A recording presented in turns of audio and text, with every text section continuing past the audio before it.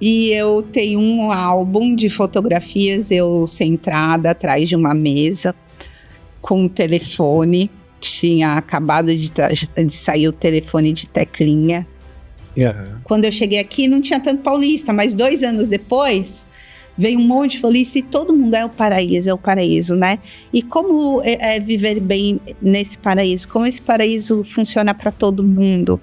Hoje, o presidente do Cianfre é o Robson, né? O prefeito de Itajaí, o Robson Coelho, e ele está altamente engajado na execução do projeto aí, principalmente do túnel, né, que liga Itajaí e Navegantes, e dos projetos que vêm junto dentro dessa obra, né, que estão dentro do Promobis. Eu sou Ana Paula, mãe da Clara, mãe do Jorge, paulista e paulistana.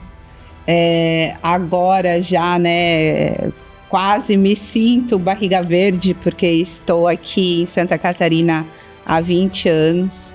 O poder público ele tem obrigação de licitar uma obra pelo menor preço, pela proposta mais vantajosa. Né? Qualquer empresa de infraestrutura que tenha capacidade e a competência de entrar num edital de licitação, ela vai entrar abaixando o preço. E só que nesse ambiente tem aquelas empresas que botam o preço lá embaixo e depois não conseguem executar.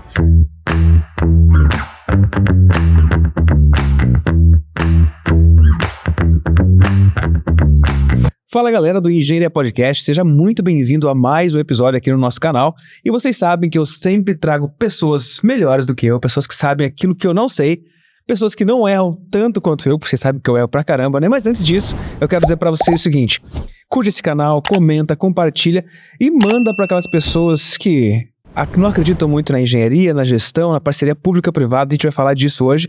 E hoje eu trouxe uma convidada. Vocês reclamam que eu trago só homens aqui no podcast, né? Hoje eu trouxe uma super convidada, uma pessoa especial. Já tô convidando ela há um bom tempo, né? Ana Paula Cardoso da Silva. Ó, ela tá aparecendo para vocês. Se quiser mandar um oi para essa galera nesta câmera aqui, fica à vontade. Olá a todos, é um prazer estar aqui. Finalmente conseguimos, eu e o Edson, alinhar uma agenda, né? Mas admiro, acompanho, né, o podcast e o trabalho do Edson, e acho muito importante, né, falar de engenharia, trazer pessoas que tratam de gestão, enfim, é necessário. E produzir conteúdo de qualidade sempre é bom, né? Exatamente. Então, parabéns e muito obrigada pelo convite. Bom, eu que agradeço a sua participação. Então, pra gente resumir um pouco, eu confesso que eu tentei escrever aqui um pouco sobre o resumo da Ana Paula. Eu falei, vamos parar, porque uma folha vai ser pouco. Ó, tem só isso aqui de resumo para vocês verem o peso dessa responsabilidade dessa entrevista. Então, como eu disse pra vocês, ó, galera, vocês estão em casa, uma outra coisa importante, vocês estão percebendo, né, ó, som tá melhor, imagem tá diferente, tudo isso pra receber a Ana Paula. Você viu que privilégio, né? Então, ó, ela me passou um pouco aqui da formação dela. Ela é formada em artes visuais, administração pública, gestão de projetos. Ela tem certificação em parcerias públicas privadas, também já teve a certificação de PMP. Enfim, tem muita coisa. Passou pela Prefeitura de Floripa, governo do estado, BC Investimentos. Isso. Agora, ali também no Centro Regional de Inovação. Então, vamos começar pelo começo, né? Eu sempre digo que à frente de um profissional, nós temos uma pessoa. Sim. Então, eu gostaria que você se apresentasse para o pessoal, falasse quem é Ana Paula Cardoso da Silva. E uma coisa que eu sempre pergunto, o que você gostava de fazer quando era criança? Vamos trabalhar a criatividade, voltar um pouco no passado agora, né? Boa pergunta. Eu sou Ana Paula, mãe da Clara, mãe do Jorge, paulista e paulistana. Agora já, né, quase me sinto barriga verde, porque estou aqui em Santa Catarina há 20 anos e amo esse lugar, amo esse estado, amo Balneário Camboriú, onde eu moro, amo Itajaí, onde eu trabalho. Então, assim, gosto muito do lugar onde eu vivo. E o que eu fazia quando eu era criança? Eu tenho um álbum de fotografias que eu, sempre quando vou para São Paulo, ele fica lá mas eu dou uma olhada e eu vejo assim, olha isso. Meu pai tinha uma máquina de escrever, né? Daquelas antigas, assim. Peraí, agora vamos contextualizar pra galera que tá em casa, porque nem todo mundo sabe o que é uma máquina de escrever. É um computador analógico, tá? Eu já entreguei a idade, né? Porque essa molecada, você fala máquina de escrever, eles ficam tentando imaginar o que é. Mas... Hoje eles pensam um robô que sai escrevendo. Verdade. Né? Nossa, eu nunca tinha pensado nisso, né? Uma máquina de escrever, um robô da Tesla escrevendo. Literalmente, hoje a imagem seria essa, né? Mas desculpa, vamos lá. Teu pai tinha uma máquina de escrever? E eu tenho um álbum de fotografias, eu sentada atrás de uma mesa, com um telefone. Tinha acabado de sair o telefone de teclinha. Então, eu estava com o telefone de teclinha, a máquina de escrever, e eu digitando, escrevendo e anotando, assim. Hoje eu olho aquele álbum e falava, tá aí, né? Porque grande parte do meu tempo eu tô ali produzindo, né? Atrás do computador, enfim, falando com pessoas, né? E hoje não mais no telefone. Não mais no telefone de discar, né? Mas no celular, então, assim... eu brincava muito disso, de escritório, né? Brincava mais de escritório do que com boneca, mas... Mas do teu pai era o escritório dele? Não. Ele tinha meu pai, ele era de engenhocas, assim, ele adorava montar coisa e desmontar coisa, montar máquina, desmontar máquina. E ele tinha essa máquina de escrever e eu adorava, brincava com ela muito, né? Meu pai foi servidor público e aposentou, eu nasci, ele já era aposentado, eu nasci, meu pai já tinha bastante idade quando eu nasci, então, mas eu adorava as engenhocas dele, a máquina de escrever mais. Não, e o melhor, eu falo pra minha filha bem assim, eu vou tirar foto dela, ela não quer tirar foto. E aí eu falo pra ela, filha, vamos tirar foto que você vai gostar quando você crescer. E aí que bom que seu pai tirava essas fotos pra você lembrar desse momento, né?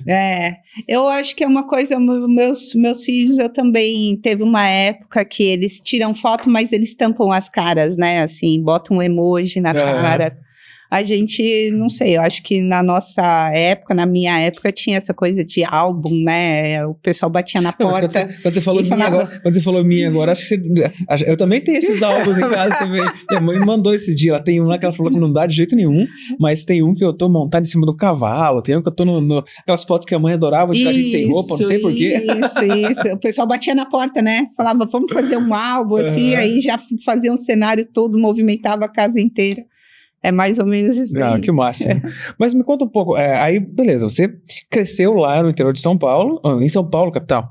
São Paulo, capital. São Paulo, capital. E decidiu estudar artes visuais. Vamos pular um pouco para a parte profissional. Não decidi, foi meio assim uma coisa do acaso, né? Na verdade, eu estava tentando a USP, né? E já fazia um ano que eu estava tentando vestibular e acabou que eu passei na SPM, passei na FAP, só que eu queria não só queria, né, eu tinha que fazer uma universidade pública, né, então a gente não tinha condições de pagar a faculdade, então eu estava mirando em faculdade pública, só que eu estava num estresse já de estudar, de estudo, e aí o coordenador lá do cursinho, eu fiz o cursinho Anglo ali na Consolação, ele falou pro meu pai, tenta inscrever ela em alguma universidade fora daqui para ela espairecer um pouco, já estava assim, né, num nível de estafa mesmo, assim, mental. Aí meu pai gostava daqui, já tinha vindo na Oktoberfest. Era uma boa referência, né? E foi para Blumenau, me inscreveu lá em Blumenau, eu fui fazer prova lá, tinha então pessoal. a artes visuais você fez em... Não, a prova eu fiz em Blumenau, mas a faculdade foi ali no Centro de Artes. Na verdade, ele me inscreveu para desenho industrial. E era o último... Só para entender, ele trabalhava com gestão de projeto, com indústria, alguma coisa? Nada. Porque vai buscar referência até, né, de desenho. Não, na verdade, eu escolhi o curso e ele veio fazer minha inscrição, porque na época era presencial que fazia inscrição. Perfeito. E ele veio fazer inscrição presencial aqui, me inscreveu. Mas assim, a princípio ele veio me inscrever para eu sair e testar meus conhecimentos, né? E eu vim, e eu me apaixonei aqui, porque aí eu fiz a prova em Blumenau e fui para Floripa, passei Na Ilha da uns Magia. 5 dias lá. Gostosa, né? Aí eu me apaixonei por Florianópolis, eu andava na rua assim e via pé de fruta com a fruta no pé, assim, sabe? Eu achava isso... E foi um choque cultural gigantesco, Não, esse né? é o choque cultural, né? Tipo, você conseguir andar na rua sem medo, né? Não ter aquele problema de insegurança que a gente já vive em São Paulo e ter uma natureza abundante junto com a cidade, né? Com essas, né? Esse ambiente aí me fez muito bem. Eu voltei bem feliz, assim, bem empolgada, mas nem pensei na prova. E aí um dia me ligaram e falaram, olha, você passou em 5º lugar, né, assim, tal. Aí eu pensei, me informaram da data. Aí minha mãe falou assim, você vai, né? Você só vai. Só vai. Aí eu vim na aventura e tô aqui até hoje. Mas agora, conta pra gente agora, a gente vai e volta, tá um pouco, volta na história, depois vem mais pro presente, mas ainda acho que acredito que é um pouco da história, né? Como que você começou a sua trajetória nas parcerias públicas-privadas? Porque eu vejo que hoje, a gente, no meio que a gente convive, a gente escuta isso o tempo todo, as pessoas estão buscando essa parceria público-privada, mas, sei lá, talvez há 5 anos, 10 anos, 15 anos atrás, não era tão abordado quanto é hoje. Então, como é que você foi parar nas parcerias públicas-privadas? Assim, o que te chamou a atenção para você chegar nesse ponto?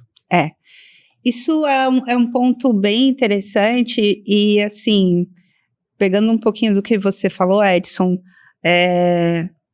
a gente não vive uma vida linear, né? A linearidade, ela existe muito mais no papel, né? A nossa vida não obedece uma linha reta, né? Então, a gente... Só que chega um momento que a gente começa a entender ou a produzir sentido nisso tudo que a gente vive, né? E realmente eu vivi ambientes diferentes, formações distintas. A minha primeira formação, né? Eu cheguei aqui com desenho industrial, era a última turma de curso, eu não gostei, estava sentindo fraco, fui para artes visuais e acabou que dentro das artes visuais eu fui para fotografia e eu fui para o olhar da cidade e a faculdade de artes visuais estava voltado muito para a arte contemporânea, que é uma arte muito, uma perspectiva muito voltada para questões, problemas da realidade, e eu fui muito para a questão do urbanismo, né?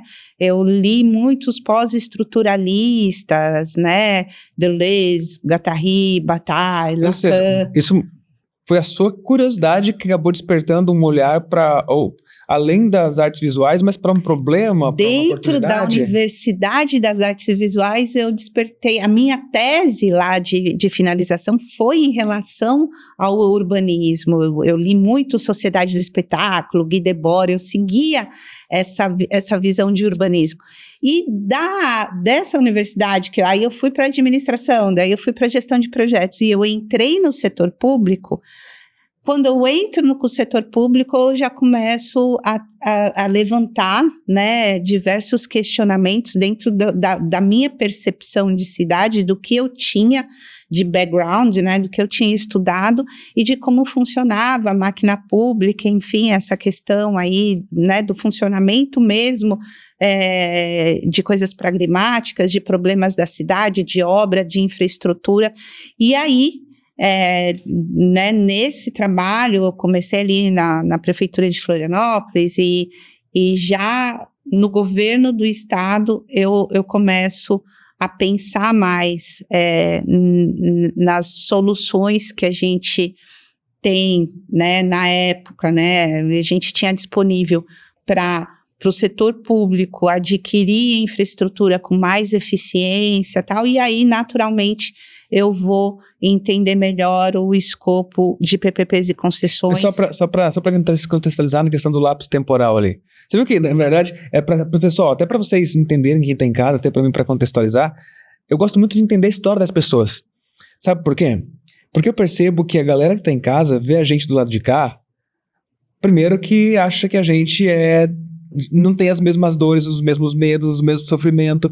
Muitas vezes, eu já escutei isso, e eu não sei se você já ouviu isso também, fala, mas para você é fácil, você nasceu em berço de ouro, hoje você está em tal posição, hoje você está em tal posição. Então, por isso que eu gosto muito de contextualizar e mostrar a história para as pessoas, porque hoje, com esse imediatismo do arrasta para cima, pega no celular e faz... Sabe, o que os jovens e adolescentes vêm trazendo e vêm percebendo, acredita muitas vezes que vendo a Ana Paula hoje na posição que você está, ali passando pela Prefeitura de Floripa, governo do Estado, hoje na BC Investimentos, atuando também lá no Centro Regional de Inovação, enfim, vendo essa movimentação, esse networking gigante que você tem, muita gente pensa que foi, né? Entendeu? Por isso que eu gosto muito de contextualizar e mostrar, porque o público do Engenharia Podcast tem os adolescentes, que tem 16, 17 anos, está pensando em que curso fazer, tem o profissional que já está no meio já se formou, já passou aquela fase da euforia que tipo, me formei, agora eu vou ficar rico, e o cara começa a se desiludir, pensar o que eu vou fazer, e aí tem uma coisa bem importante que eu gosto de contextualizar para os seguidores, que eu tenho um livro que eu sempre digo para a galera que vale muito a pena as pessoas eles lerem, porque tem muito a ver com as mensagens que os convidados trazem, que é o Quem Pensa Enriquece, que ele fala no começo do livro que tem várias mensagens subliminares ali que se ele contar para você o segredo de enriquecer, você não vai conseguir entender até o momento que fizer sentido para você. Então você já falou, por exemplo, ali trazendo, eu sempre faço as anotações de alguns pontos importantes. Você falou ali a questão das artes visuais, como ela abriu os teus olhos para uma outra situação que você talvez não imaginaria se tivesse ficado. E no começo, quando me convidaram para ir para a prefeitura, na verdade eu comecei dando consultoria na prefeitura de Florianópolis. E aí tinham acabado de lançar um sistema no governo federal e eu fiz algumas captações de recurso para a pasta da prefeitura. E tinha todo o conhecimento da gestão de projetos, tal. Só que o fato de eu ter feito uma universidade de artes visuais foi motivo de preconceito. Tipo assim, que um artista está fazendo isso, aqui, né? Assim, tipo, e por um bom tempo, e depois quando eu fui no governo do estado, né? Também eu sofri críticas e rejeições, só que nesse meio tempo... principalmente com o avanço, né, da questão das redes sociais, das mídias e dessas gerações do comportamento, da análise comportamental, e aí esses conceitos corporativos de pensar fora da caixa, né, que muito do ambiente de tecnologia que traz isso, né, pensar fora da caixa, as soft skills no ambiente de trabalho e a valorização da criatividade. Então, assim, quando esse discurso começou a se capilarizar muito e as pessoas falando, eu ouvia e falava, engraçado, né? 10, 15 anos atrás, quando, assim, mais, né? Quando eu fazia faculdade, isso a gente vivia todo dia, né? Porque a arte contemporânea vem com o estudo dos pós-estruturalistas, então é sempre tentar achar uma solução, criar soluções, né? Para diversas situações, seja existenciais, sejam artísticas. E é legal você trazer esse ponto de vista, justamente. Eu trouxe alguns pontos que eu achei bem interessante.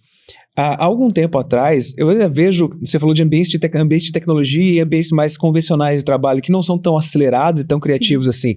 Eu vejo que hoje, de modo geral, no mundo que a gente convive com o pessoal da CAT, o pessoal do Centro Regional de Inovação, o pessoal das startups, as habilidades, ou seja, por exemplo, trabalhar com artes, ter uma especialização em artes visuais, É um ou valor. o próprio videomaker, ou o cara que cria arte, hoje É um valor agregado. É um valor agregado.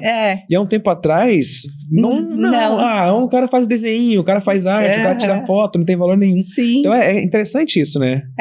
E eu senti isso na pele, né? Eu senti esse momento de ser criticada, né? Ter a minha competência, a minha capacidade criticada por esse ponto e depois ter valorizado, não, né? Da onde que a Ana Paula tira essas ideias, né? Assim, então, esse é o fio que não é linear, mas que liga, né, na verdade. E você falou uma coisa, eu vou chegar ali na PPPs e concessões que você foi no seu ritmo, perguntou, foi no seu ritmo, mas tá você ótimo. falou do seu público, né, e eu acho que é isso. Hoje em dia, eu tenho essa percepção que o fato de eu ter eu tido diversas formações e passar por diversos ambientes diversificados de conhecimento, de conteúdo, entendeu? Hoje resume a Ana Paula, hoje resume minha síntese, não só enquanto profissional, enquanto pessoa, né? Assim, a gente a gente tem a Ruptura, né? A série aí, Ruptura, não sei se... Essa eu não vi. Essa eu não vi, uma indicação de série. É uma sensação aí. É indicação pra galera? É uma indicação, mas ela é uma série bem específica, não é uma série fácil, né? Eu me forcei a ver até o final, mas eu entendi o tipo de crítica que faz, assim, né?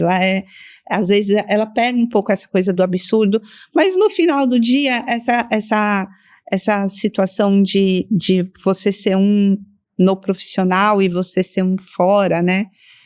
E na verdade, se você está num ambiente que você precisa prover soluções, você tem que lidar com gerenciamento de risco, você lida com pressão, você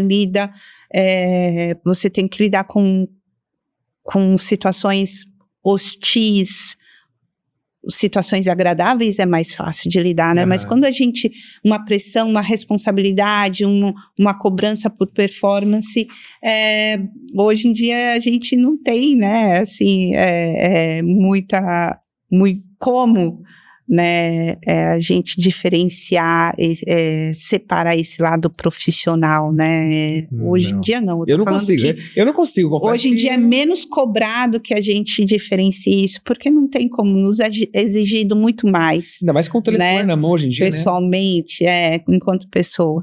Mas aí, dentro dessa na verdade, a minha inquietação foi sempre de tentar pensar formas mais eficazes do setor público funcionar, né, do setor que serve a população funcionar, as pessoas, né, e depois eu entrei na questão do conceito X, né, cidades mais inteligentes, humanas e sustentáveis, né, isso veio depois. Mas eu já tinha essa inquietação, né? Como que a gente tem vive num ambiente, o ambiente que eu estava era muito diferenciado do ambiente de São Paulo. Eu estava vivendo em Florianópolis, quando eu vim de São Paulo para Florianópolis, e era uma cidade, né? Todo mundo falava paraíso. Quando eu cheguei aqui, não tinha tanto paulista, mas 2 anos depois, veio um monte de paulista e todo mundo é o paraíso, né? E como viver bem nesse paraíso? Como esse paraíso funciona para todo mundo, né? Enquanto cidade, enquanto infraestrutura. E foi aí que eu não tinha experiência, quando eu entrei na prefeitura de Florianópolis, eu não tinha experiência no setor público, e eu me deparei com o quanto é engessado, né, a máquina pública e o quanto é difícil você conseguir fazer as coisas na máquina pública, né, muita burocracia, muitas fases que dependem de tomada de decisões de diversas pessoas que não estão, de repente, alinhadas no mesmo propósito, né, então, assim, diversas variáveis aí influenciam na boa execução de um projeto e eu, como gestora de projeto, comecei a identificar algumas coisas e eu falei assim, não, essa curiosidade me levou a estudar PPPs e concessões, que já está muito avançado na Inglaterra, então assim, fui estudar como funciona na Inglaterra, e aqui estava começando, em 2018, eu acho, eu me formei, eu fiz a certificação do Banco Mundial, E essa é a certificação de parcerias públicas privadas. CP3P, isso. CP3P. Que eles certificam um profissional para trabalhar com projetos de parcerias público-privadas e concessões.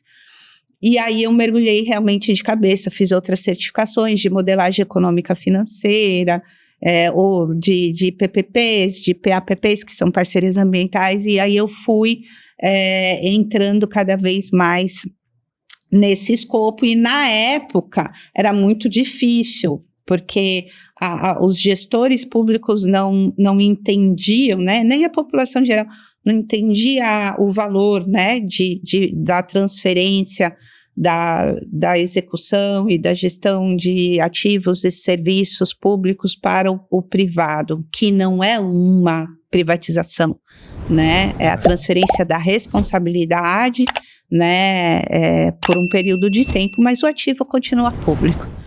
Então, assim, teve muita resistência, foi muito difícil, só que aí teve o PPI, o Programa de Parcerias de Investimento do governo federal, foi na época do Temer, e aí esse programa meio que virou a chave, foi como o governo federal falando assim, não, a gente tem que mudar a forma de a gente adquirir infraestrutura, porque pensar em PPPs e concessões é isso, né? A gente que vive o setor público, a gente sabe o quanto está viciado o procedimento do setor público adquirir uma obra, né, de infraestrutura. A gente teve uma alteração de lei, né, a 8666, que era a lei de licitações, mudou. A gente hoje tem a 14.400 e alguma coisa, desculpa, mas...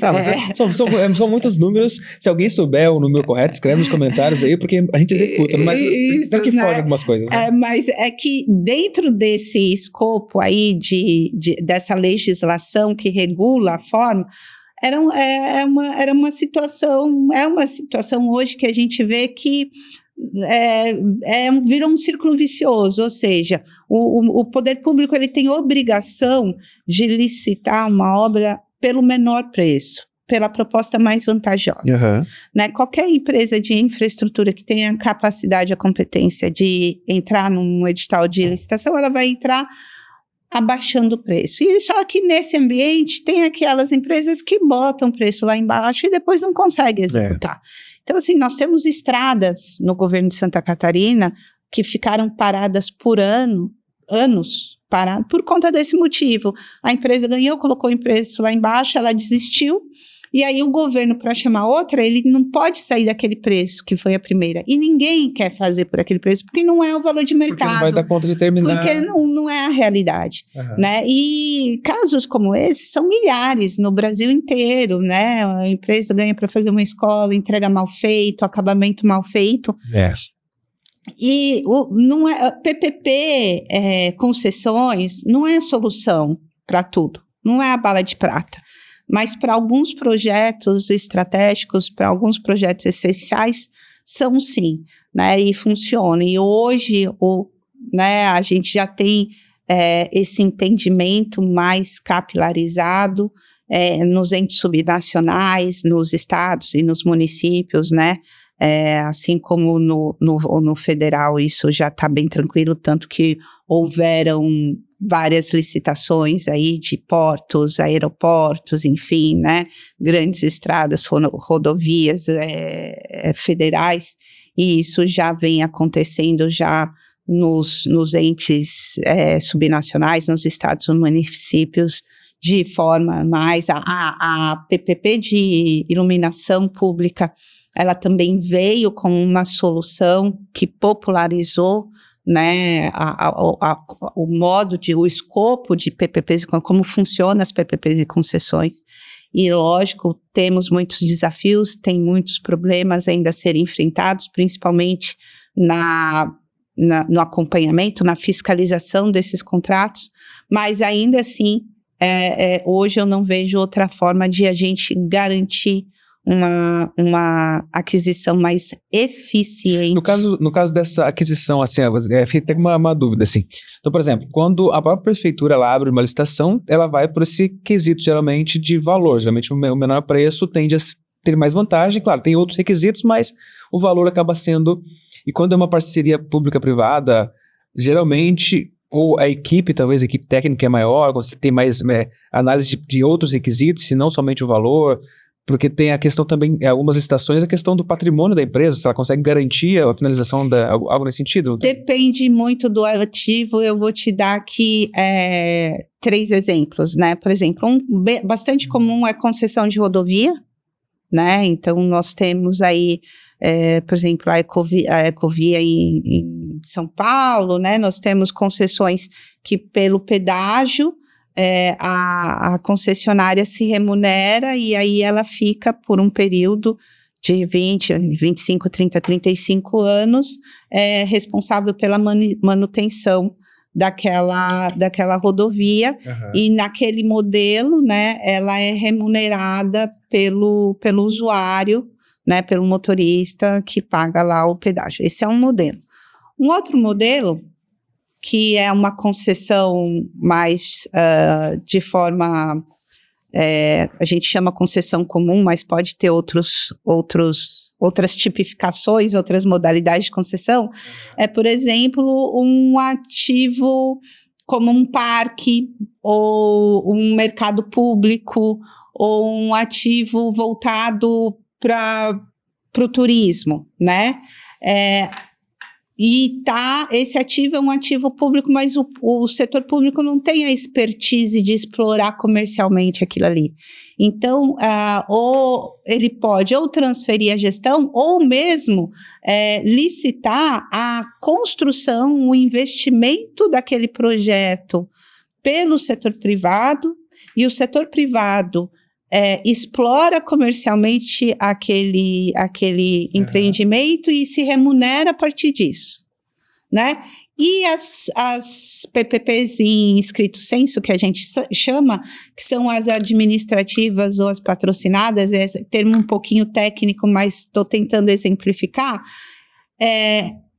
PPP na educação, por exemplo, né? Uhum. Hoje em dia, o modelo mais comum que a gente vê sendo utilizado é o que a gente chama PPP das escolas na educação, é a PPP Bata Cinza. O que a gente fala de Bata Cinza é as parcerias público-privadas que transferem a gestão das unidades escolares para o setor privado, assim como a PPP de presídios.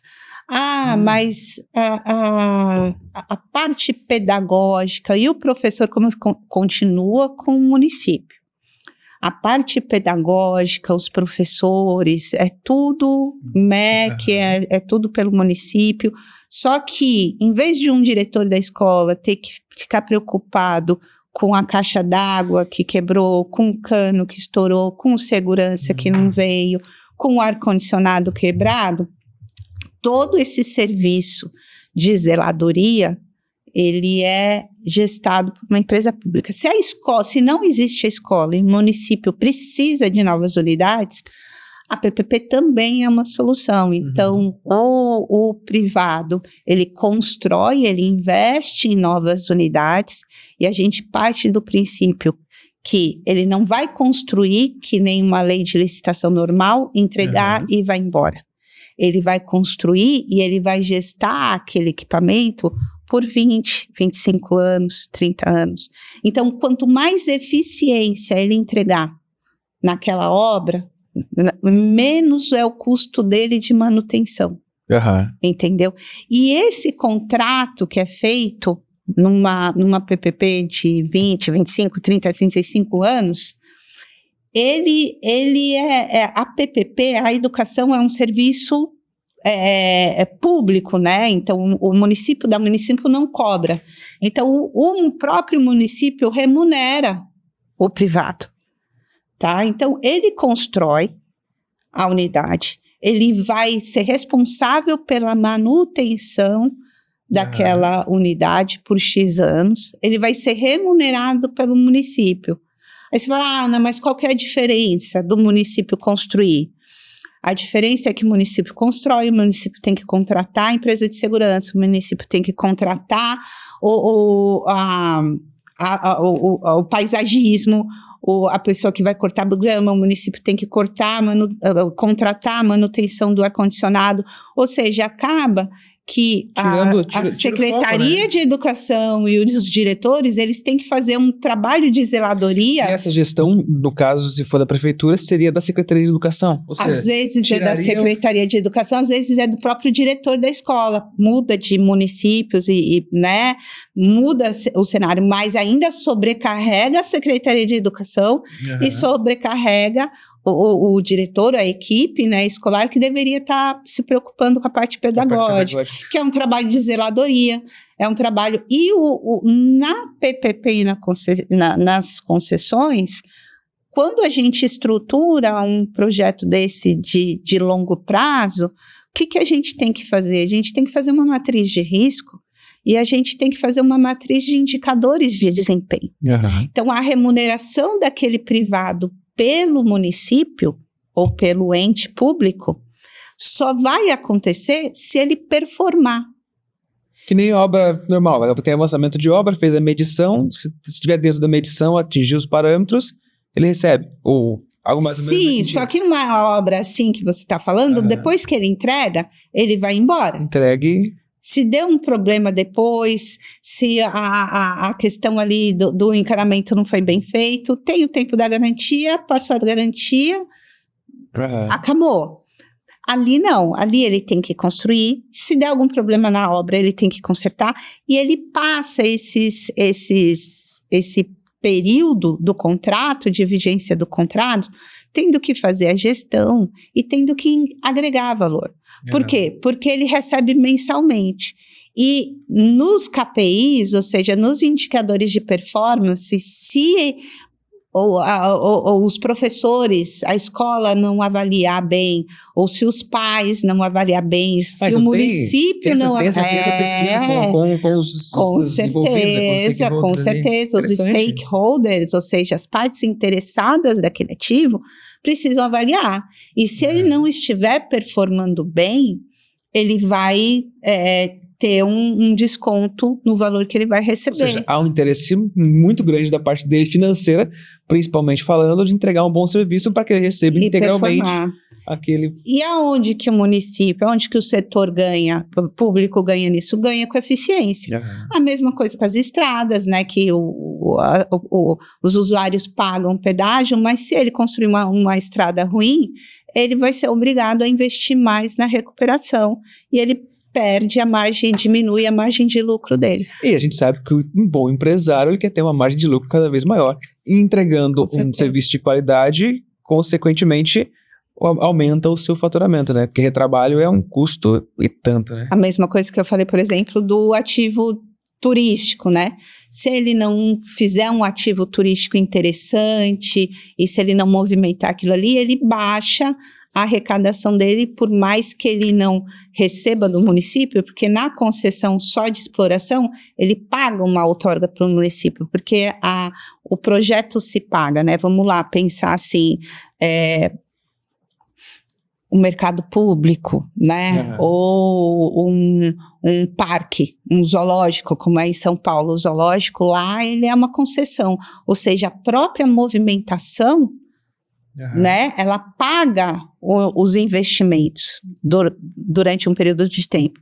Só que ele tem que movimentar aquilo ali, ele tem que atrair público. Por quê? Porque a receita dele é que vai amortizar os investimentos, que vai gerar lucro e que vai trazer a outorga de volta para o município, porque ele paga um percentual da receita bruta para o município, para o estado, enfim, né? Eu estou falando no âmbito municipal aqui, mas isso é para funciona em qualquer ente público. Então, é esse ganho de eficiência, na verdade, que é a vantagem hoje dos projetos que se enquadram em parcerias público-privadas e concessões. E continuando essa questão das parcerias público-privadas, o que você acredita hoje que são os maiores desafios para estruturar uma PPP? Seja no Brasil ou especialmente em Santa Catarina, que a gente está envolvido aqui. Qual tu acredita que são as maiores dificuldades ou desafios? Bom, assim, um ponto, assim, que é um desafio corriqueiro, né, mas não é um dos maiores, mas é um desafio que a gente encontra todo dia, é assim, a estruturação de um projeto desse, a gente tem que pensar que a gente estrutura um casamento de, no mínimo, 20 anos, né, é um casamento de um ente privado com o ente público, né, é um contrato que vai garantir a gestão de um serviço ou de um ativo público por um longo prazo. Então, assim, quanto tempo você acha que você precisa namorar para você casar com uma pessoa, ficar 20 anos casado com essa pessoa?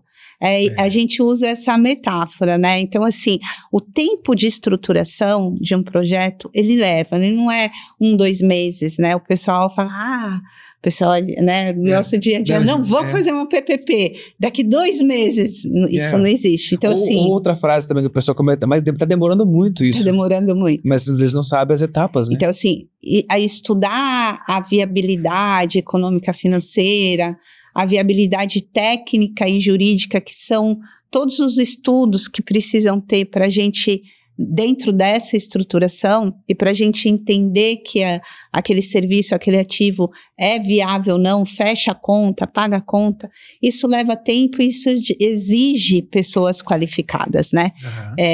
E uma equipe que faz isso é uma equipe de, no mínimo, aí, de 6 a 10 pessoas, né? Então, assim, esses profissionais hoje não estão dentro do setor público. E muitas vezes também não estão nem disponíveis no mercado, né?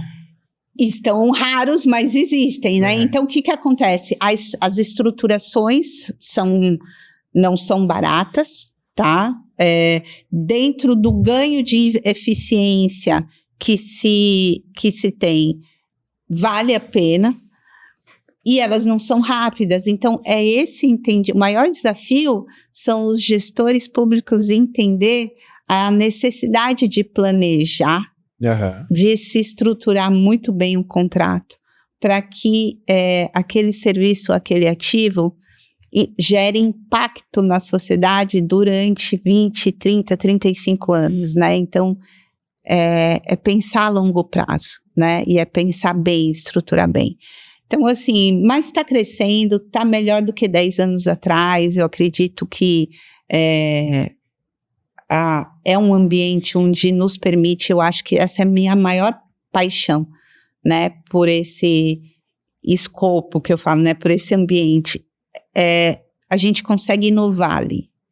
Então, assim, algumas ferramentas de inovação na gestão pública surgem a partir desse trabalho, entendeu? Dessas modelagens do trabalho de estruturação, tanto que a gente modela juridicamente, a gente modela, né? A gente modela, faz a modelagem econômica financeira, nós trazemos ferramentas do mercado financeiro para a gestão pública, nós trazemos ferramentas jurídicas, né, do real estate, ou seja, de negócios imobiliários para a gestão pública. Então, é um ambiente onde a gente tenha um espaço maior para inovar dentro da administração pública. Seria minha pergunta, né? Eu ia perguntar, a próxima pergunta é justamente isso. Se você acredita que a inovação pode acelerar e qualificar os processos de PPP. Com certeza. Você está lendo minhas perguntas, hein? Já tem muita coisa sendo falada, sendo estudada, ainda não muito implementada, mas assim, muita inovação na forma de utilizar esses instrumentos, sejam jurídicos, principalmente instrumentos financeiros, já está acontecendo, tá? Então, são novas soluções para problemas antigos, mas nós temos também inovações em tecnologia aparecendo, né? Já existem aí estudos para contratos de concessão em blockchain, né? Aonde o smart contract, né? O contrato inteligente, ele próprio vai fazendo essa medição de performance, né? Então, isso gera de forma automática. Isso é algo que eu acho que tem muito futuro, né? De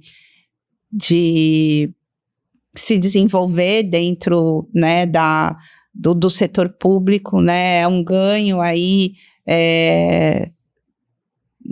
no ambiente da auditoria, no ambiente da fiscalização de contrato, da gestão de contratos. Então, estou deixando de citar aqui várias outras ferramentas tecnológicas que ajudam, né, mas a própria gestão de contrato, o próprio reequilíbrio econômico-financeiro de um contrato, isso é fundamental. Nesse ambiente é fundamental que surjam novas tecnologias para melhorar e acelerar esses processos. Isso já está sendo pensado e eu acho que agora, né, cada vez mais a gente vai estar aí vendo coisas novas, ferramentas novas aparecerem para facilitar esse processo. E tá bem acelerado mesmo, né? Mas agora a gente vai voltar um pouco lá na sua carreira. A gente falou bastante de parceria público-privada, mas eu quero te perguntar uma coisa em relação às certificações. Porque eu vejo, seja dentro da universidade onde eu estudei, ou seja em outras universidades, ou até na indústria mesmo, nas empresas, quase não se fala em certificação. Uhum. E aí eu te pergunto, o que te motivou a buscar a certificação, seja a primeira, a PMP, e depois também a certificação em parcerias públicas-privadas, e as demais certificações, os cursos assim que te dão um gabarito e falam, não, Ana Paula realmente é especialista nisso. O que te motivou a buscar essas certificações? Eu acho que em ambos os casos, na época que eu fui estudar o PMBOK, né, porque é um conteúdo especializado, né, e a gente não tinha isso na faculdade, né, então assim, é um conteúdo que te capacita, mas que ele te traz ferramentas para você lidar com determinado problema. Hoje a gestão de projetos, até mesmo por conta da evolução do uso do gerenciamento de projetos em empresas de tecnologia, né, o que derivou aí os métodos ágeis, isso já está muito corriqueiro, né? Na época que eu fui estudar, o ambiente onde mais se falava era a engenharia, né? Era aqueles modelos preditivos os gráficos gigantes. Isso, né? Eram os modelos preditivos de gestão de projetos. Depois eu fui estudar, né?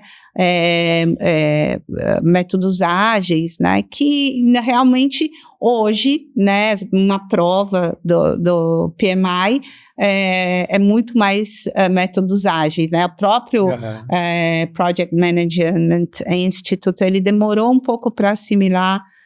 Mas o que mais me chama a atenção na gestão de projetos, porque ela vem da prática, né? Ela vem do empírico e ela vai se tornando teoria, vai se tornando framework. Então, assim, você tem um conhecimento, né, prático que vai sendo estruturado para ser aplicado, replicado, isso é importante. E o PMP, o CP3P, foi uma oportunidade mesmo de eu me aprofundar, sabe? Foi uma certificação oferecida pela AMPG, é um instituto internacional, custeada pelo Banco Mundial. Hoje, nós já encontramos, né? Eu estava numa reunião mais cedo com um pessoal, uma equipe do BRDE, todos lá já são CP3P.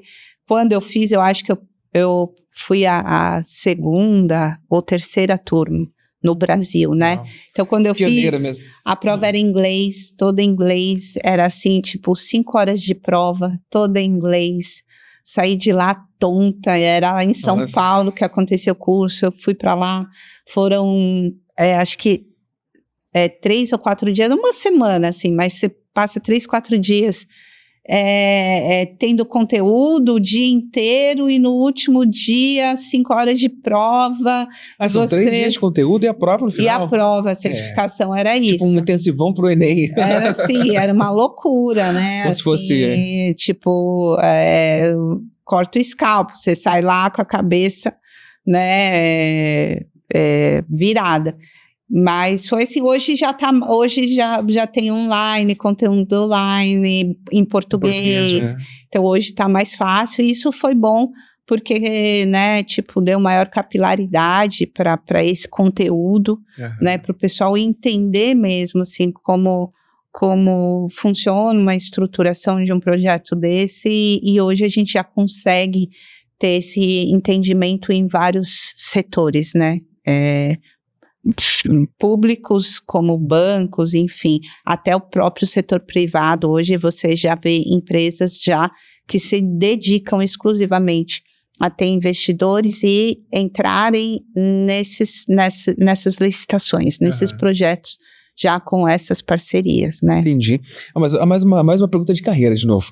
E aí, você comentou o que te despertou interesse pela certificação.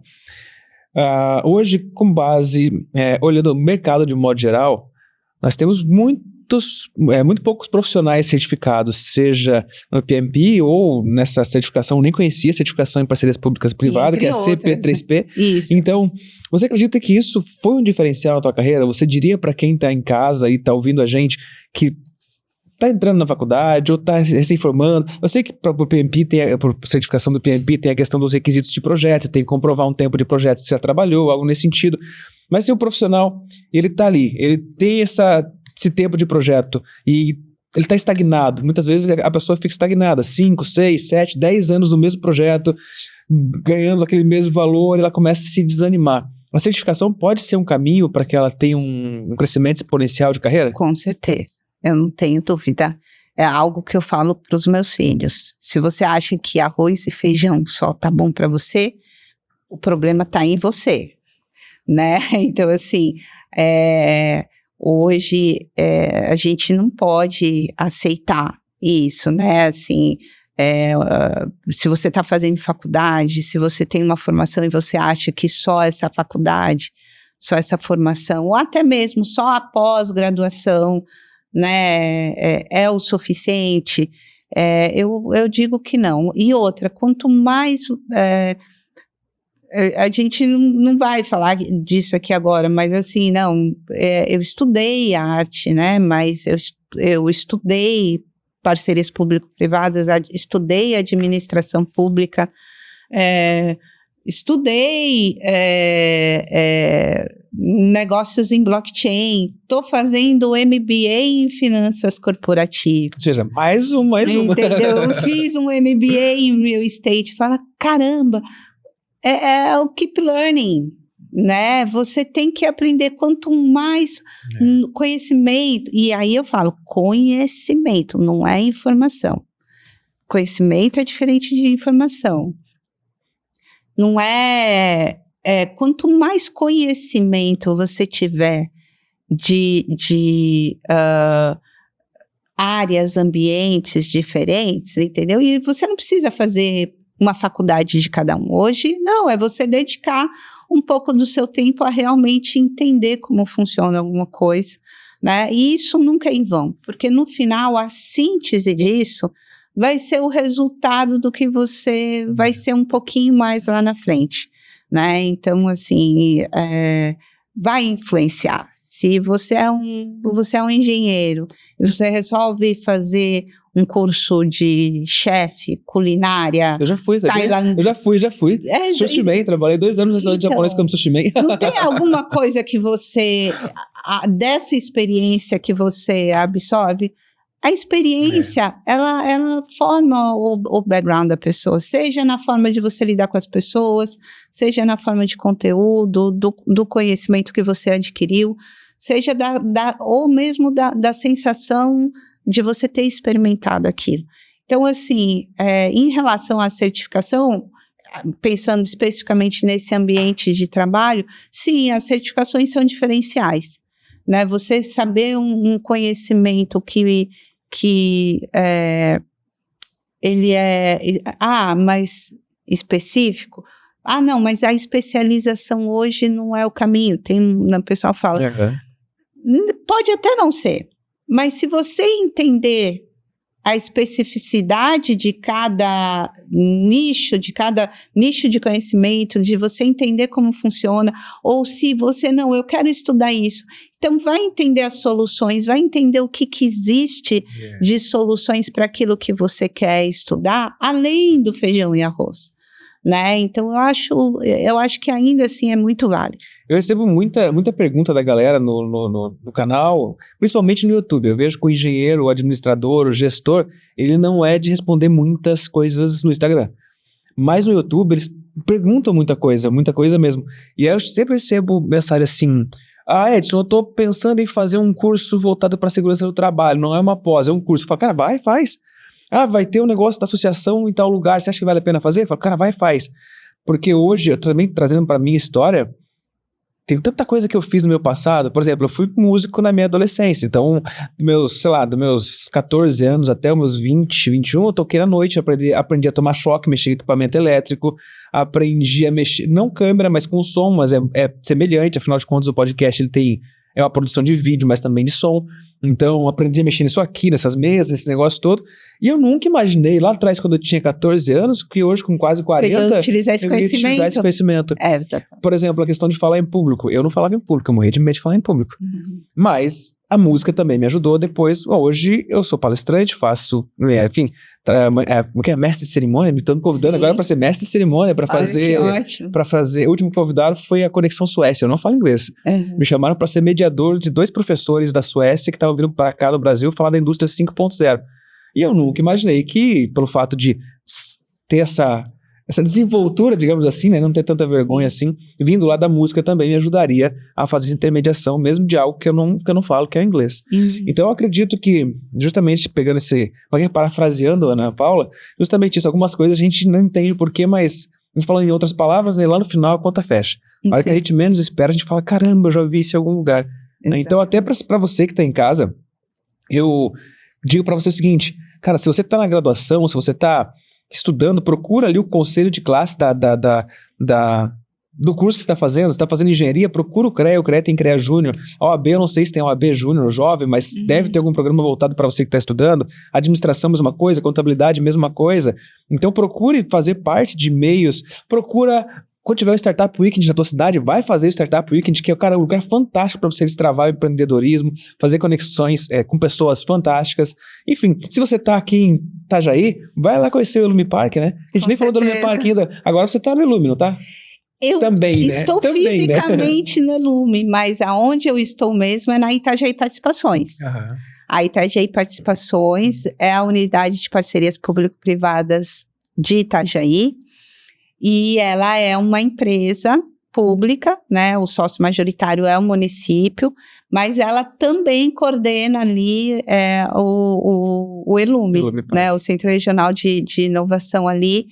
E ela também é a responsável pela implantação do futuro Distrito de Inovação, que vai ser na área atrás do Centro Regional de Inovação, do Ilume. Né? Isso, é um projeto ali, são 2 milhões e 2 milhões e alguma coisa de área, assim, quase 223 hectares, quase 2 milhões e 230, né, mas de área total, 70 hectares de construção, assim, então é uma área verde ali muito preservada e um distrito de inovação no meio dessa área verde, mas assim, um bairro altamente planejado, onde vai ter todos os serviços e principalmente um polo tecnológico ali dentro. Falando em projetos inovadores, você também está envolvida no Promobis ou não? Você está trabalhando no Promobis? Promobis acho que é a bola da vez também, tem muita gente falando, é o programa de mobilidade, eu não lembro o resto agora, eu vou pesquisar aqui. Deixa eu procurar aqui, vou lá.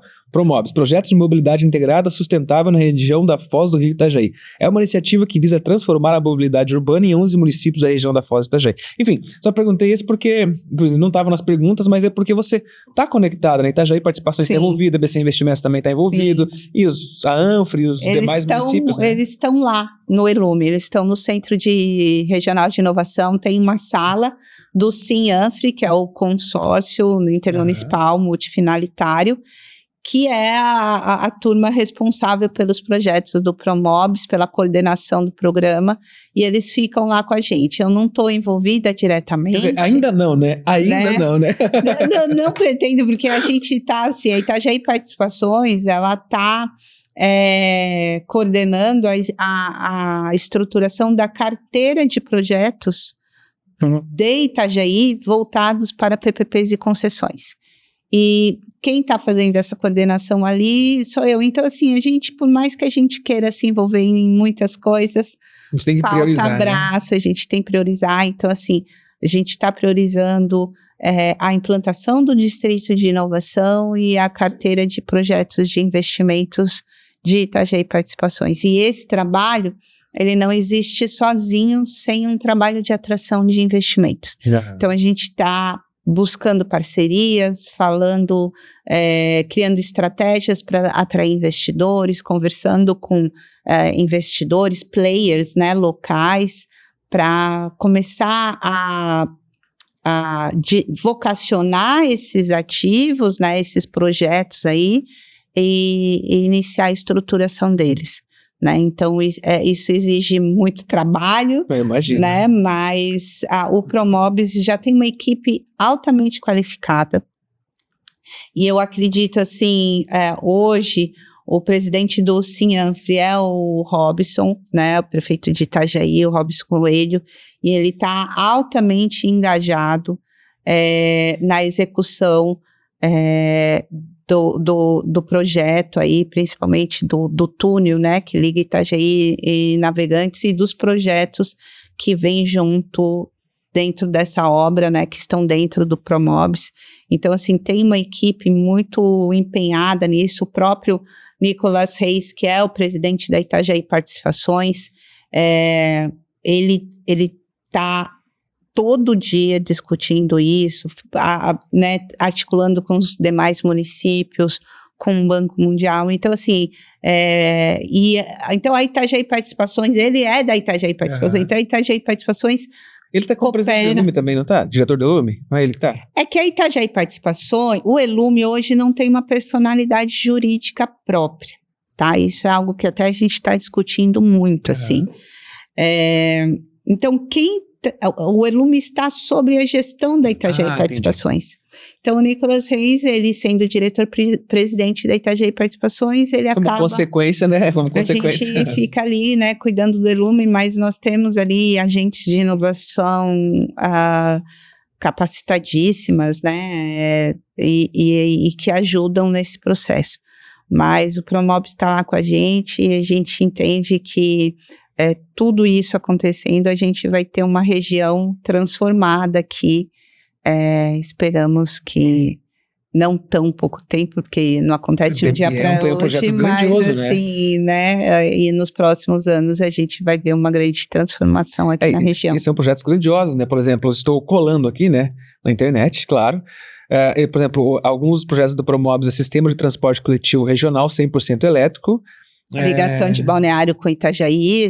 O túnel? Isso. É o túnel? Não, a via, né, de ligação. Tem um projeto de uma via de ônibus elétrico que liga Balneário com Itajaí. Olha, isso é fantástico, hein? Pelo menos eu não estou tão atualizada, tá? Eu posso errar também, porque eu erro também. A gente está colando aqui, quer dizer, eu estou colando aqui, né? Tem diversas pessoas interessantes ali do Promobis que você pode chamar para conversar. Não, com certeza. Inclusive é um tema já, eu não sei quem eu vou chamar ainda, mas a Ana Paula vai me ajudar. Sim, com certeza. Mas, por exemplo, tem a questão do túnel entre Itajaí e Navegantes. Esse sim. A questão de mobilidade ativa em Balneário Camboriú, que é a implementação de corredores de mobilidade, ruas completas, rotas escolares seguras. capacitação institucional e assistência técnica, contratação de estudos técnicos, treinamentos visando a inclusão da população. Enfim, só um pequeno resumo aqui, mas o objetivo não era falar do Promobs. E agora falar de um ponto bem importante, assim, pra gente finalizar. A gente tá chegando, olha, vamos passar rápido o tempo, já deu 1 hora já de conversa e, gente, deixar aqui, eu não perguntei, olha, eu elaborei 15 perguntas, acho que eu perguntei umas 5. Mas entrar num ponto bem importante pra gente finalizar, que eu vejo que apesar do mundo estar digitalizado, apesar das coisas acontecerem, muitas coisas acontecerem na internet, ainda é no físico que as coisas acontecem. O networking. Qual a importância do networking para Ana Paula hoje, para que esses projetos possam acontecer?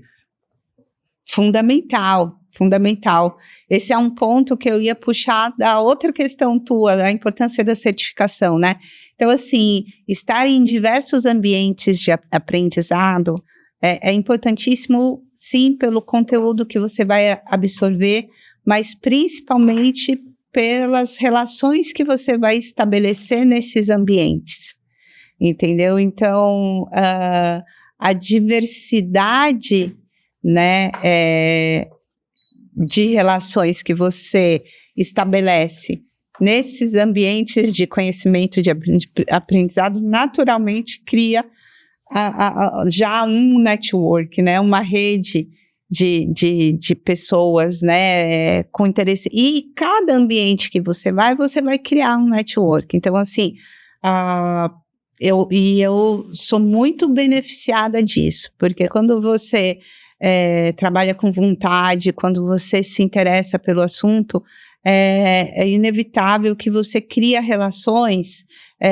duradouras, no sentido de que você está hoje num lugar, né, você tem uma relação com uma pessoa, de repente de um negócio ou de um trabalho, mas você vai para outro lugar e aquilo ali se mantém e de repente você está ajudando ela ou ela está te ajudando.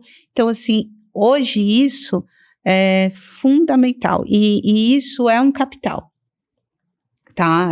Assim, a gente fala, o pessoal que trabalha com assessoria de investimentos, né?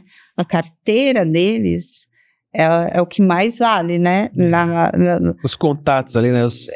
No trânsito de uma corretora a outra, é a carteira de clientes, né? E carteira de clientes é a carteira de relacionamento, né? Então, assim, o network nesses ambientes é fundamental. E lá, por exemplo, a gente conversa tanto com o pessoal de engenharia, o pessoal de tecnologia, porque o Elume, né, abriga 33 empresas de tecnologia ali dentro, né, de diversos setores. Então, cada setor, né, produz ferramentas distintas e que traz soluções diferenciadas para cada nicho de mercado, e a gente eu aprendo muito, sabe, assim, eu sou uma pessoa muito curiosa, então eu penso que essa vontade de aprender, de engajar, essa curiosidade e essa abertura, porque você tem que estar de coração aberto, né, para ouvir, para falar com as pessoas, para se relacionar. Isso é a maior riqueza que a gente pode conquistar, né? O dinheiro é consequência. Com certeza, eu concordo contigo. Até puxei esse ponto do networking, porque, como eu digo mais uma vez, eu vejo que a galera se fecha no seu mundinho. E aí eu sei vou trazer exemplo pro vídeo. Eu sei produzir vídeo, eu sou o melhor produtor de vídeo do meu quarto e não vendo e reclamo que o mercado tá ruim. Ou seja, eu lembro quando eu treino na Petrobras, em 2014, que o meu gestor, o Cláudio Sacramento, ele era coordenador do projeto, ele falava, cara, se conecta com com o máximo de pessoas que você puder aqui dentro, porque pessoas seguem pessoas. E na época, no pico da obra, chegou a ter 4.000 pessoas trabalhando. Então, justo hoje, por exemplo, eu recebo mensagem, pô, cara, tu veio vou pra Bahia, por exemplo. Ah, tu passou em Salvador e não passou na minha casa. Pô, tu tá em Alagoas e não passou na minha casa. Tu tá em Recife e não veio na minha casa. Então, hoje, o Brasil inteiro onde eu vou, começando por essa obra em 2014 ali. Então, eu fiquei 4 anos ali na obra. Então, eu conheci, e eu tava na administração contratual do projeto, né? Sim. Contratual. E então eu tinha contato com todas as disciplinas, desde elétrica, tubulação, enfim, sim, passando por todas as disciplinas, e eu tinha que conversar com os engenheiros e também na época eu entrei como auxiliar técnico e depois quando eu estava como técnico. Eu tinha que ir para o canteiro de obra confrontar se aquela informação que estava no projeto realmente estava no canteiro de obra. Então, ao mesmo tempo, eu ia bater papo com o pessoal que estava no canteiro. Então, fiz muita amizade e hoje Naquela época eu não entendia, quando ele falava, cara, se conecte com pessoas, que pessoas seguem pessoas. Hoje eu já trabalhei com 8 pessoas, 8 engenheiros que trabalharam comigo lá naquele projeto, enquanto eu era auxiliar. Eles já estavam no nível pleno, talvez, para sênior, que me convidaram depois para trabalhar em projetos, pelo fato de ter trabalhado lá. Então eu acredito sim que pessoas seguem pessoas, e eu falo até pra essa galera porque eles se conectam, que eu vejo que o pessoal hoje é cada um no seu mundinho, cada um no seu grupinho de 4, 5 pessoas, inclusive para fazer trabalho acadêmico ou para fazer outras... Isso é um problema, né? Eu vou pegar um gancho do que você falou, junto com a gente tá falando assim, não, aprenda o máximo de coisas que você puder, se especialize, né?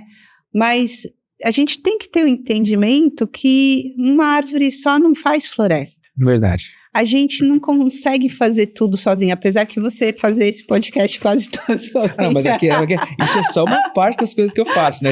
Mas eu automatizei, né? Esse cara que faz o vídeo maravilhosamente bem dentro do seu quartinho e não consegue vender, ele precisa de alguém que tenha a expertise de vender, porque do outro lado da porta tem alguém que sabe se relacionar, sabe vender muito bem, mas não tem um produto na mão, né? Então, assim, a gente só consegue realmente crescer, não só profissionalmente, mas a gente só consegue crescer com os nossos negócios, com aquilo que a gente se propõe a empreender, quando a gente realmente conversa com as pessoas, né? Quando falei para você, eu fui gestora da obra aqui do Expocentro de Balneário Camboriú, quando eu estava no governo do estado, e eu peguei, era um projeto de engenharia, ele foi feito em BIM, acho que você sabe, né? Então, quase 90% da obra era estrutura metálica espacial ali. E eu peguei aquilo e falei, meu Deus do céu, é diferente de tudo que eu já peguei. E eu me internei no DEINFRA, Departamento de Infraestrutura do Estado. E, cara, eu fiz amizades maravilhosas com engenheiros lá. Eu falo que eu fiz uma faculdade ali dentro do DEINFRA. No final, o pessoal falava, engenheira, né? Pelo menos, tá faltando diploma. Mas, porque eu queria entender ali, na verdade, eu estava gestora do contrato, gestora da obra, e eu tinha que entender como aquilo ali funcionava, né? Então, assim, não fiz uma faculdade, mas eu fui ali buscar entender dentro do que eu podia, como, né? E fazia perguntas e sem medo de perguntar, né? Eu falava, olha, eu não sei nada, mas o que é isso aqui? Sabe? Eles davam risadas, mas me explicaram e me adotaram, né? Então, assim... depois eu precisei tirar outras dúvidas de infraestrutura, eu não pensava 2 vezes, eu ligava o telefone, né, tipo, Tião, que era um engenheiro de lá, o que é isso, como é que eu faço isso aqui? Então, isso ajuda a gente, isso que eu falo, né, a maior riqueza, quando eu falo maior riqueza, porque é algo que a gente acumula, né, esses relacionamentos bem alimentados, bem nutridos, a gente acumula e a gente vai se servir disso a vida inteira. Com certeza, inclusive, eu te conheci no momento de networking acho que foi aqui, eu acho. Acho que foi aqui, né? Acho que foi aqui. Aqui, para quem não sabe, o estúdio do Engenharia Podcast fica no prédio da WTM Internacional, que é do Lisandro Vieira, que está como diretor de internacionalização da CAT, se não me engano, né? Ele está, né? Como diretor de internacionalização da Associação Catarinense de Tecnologia. E a gente veio fazendo trabalho aqui. Na verdade, não foi um trabalho, foi um evento do NUT, eu acho, da própria CAT. Acho que foi, A gente veio aqui para gravar. Acho que quando eu tinha comprado as câmeras, eu acho, eu vim para gravar ali, fazer. Enfim, sei que a gente se conheceu aqui. Sim. E isso que eu digo, foi um momento de falar de inovação, falar de novos projetos, mas principalmente de conectar pessoas, né? Até por isso, nos eventos, geralmente, tecnologia, sempre tem um chopp no final, porque para conectar pessoas, um chopp sempre ajuda, né? É bom, né? Ana, eu quero te agradecer, não sei se você quer me falar, mas mandar mais alguma mensagem? Não, sempre, esse é aquele momento... bastante. Mas, esse é aquele momento que você pensa na mensagem final. Enquanto isso, eu vou despedir da galera aqui, deixa eu mudar as câmeras pra cá. Tem musiquinha no final? Posso colocar a musiquinha.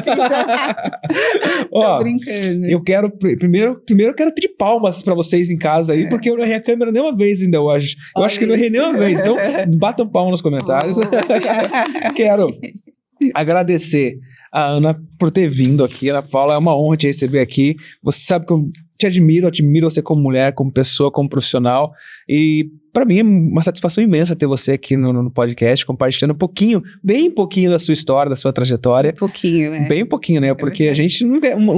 Se for contar tudo, eu não saio daqui hoje. Se for contar tudo, a gente vamos fazer sempre acender a churrasqueira ali fora. É verdade. Não, Edson, eu que agradeço, desculpa. Pode falar, porque imagina o convidado que tem a voz aqui. Imagina, não, eu só quero agradecer, sabe? Espero que o que a gente conversou aqui possa entrar no ouvido de algumas pessoas e provocar algum impacto, né, ou tirar alguma dúvida, isso é importante, né, então, e conversar sempre é bom, porque são duas mentes aí, né, se aliando, trocando informação, e isso faz a diferença. O que a gente falou no podcast todo, isso faz diferença na nossa vida, né, faz diferença no mundo. E essa relação interpessoal, né, a gente tem aí todo um aparato de tecnologia importante, mas as relações interpessoais ainda, né, provocam muito impacto nas nossas vidas, então isso é importante, e agradecer a oportunidade aqui, mais uma vez. Com certeza. Bom, quero pedir para vocês, curtam, comentem, compartilhem, enfim, vocês entenderam a mensagem, e passa para frente esse podcast. E também quero pedir para vocês o seguinte, esqueci de mandar um abraço para os patrocinadores, né? Faltou. Nossa, olha, coisa feia, isso. Né? Deixa eu mandar um abraço para os patrocinadores. Bom, nosso primeiro patrocinador do Engenharia Podcast é a WTM Internacional, que abriu esse espaço para que pudesse estar utilizando, fazendo toda a nossa migração. Então, se você tem um software, quer vender esse software lá fora do Brasil, procura a WTM Internacional ou a ITH Hub, que pode estar ajudando vocês. Vai estar na descrição desse podcast. Quero mandar um abraço também para o Estúdio Pro Vídeo, que é o meu próprio estúdio. Ou seja, se você precisar de um podcast fantástico como esse, com qualidade, não só de podcast, mas transmissão ao vivo de evento, gravação de curso, entre em contato com a gente também, vai estar na descrição. E o terceiro patrocinador é o Instituto Zavaleta Segurança e Saúde Ocupacional. Então, se você quer evitar problemas com acidentes na sua empresa, precisa de palestras para CIPA e tudo mais, entre em contato também, que vai ser o terceiro link da nossa descrição. E quer deixar algum link para descrição, alguma coisa, alguém entrar em contato, quer conhecer mais a BC Investimentos, a GI Participações, posso colocar esses links? Pode colocar, principalmente a gente tá ali, né, para me encontrar, eu tô ali na Itajaí Participações, no Centro Regional de Inovação, ali no Erlume. Se quiser conversar mais, trocar uma ideia sobre parcerias público-privadas, sobre coisas que eu falei aqui da minha vida, minhas graduações, minhas certificações, né? E entender um pouco dos projetos que a gente está estruturando ali para Itajaí, que eu acho muito importante. Tem o site, Itajaí Participações, tem o telefone, pode deixar ali depois. Quem quiser entrar em contato será sempre muito bem-vindo. Perfeito. Bom, mais uma vez, quero agradecer a todos vocês que assistiram e que ficaram com a gente até aqui. E nós nos vemos ainda nessa semana, tá? Tem mais episódios. Valeu, forte abraço, Ana. Obrigadão mais uma vez. Eu que agradeço. Obrigada a todos. E até a próxima. Até.